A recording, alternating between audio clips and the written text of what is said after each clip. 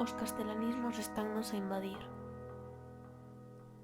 A nosa fala comeza a estar composta por palabras fermosas, pero palabras en castelán, palabras que non pertencen a nós.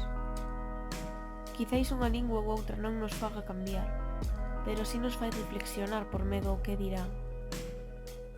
Este problema de lingua está a afectar a todos os galegos, que con máis frecuencia ou menos, sendo mariñeiras ou xardineiros, fai que o galego se perda cada vez máis rápido.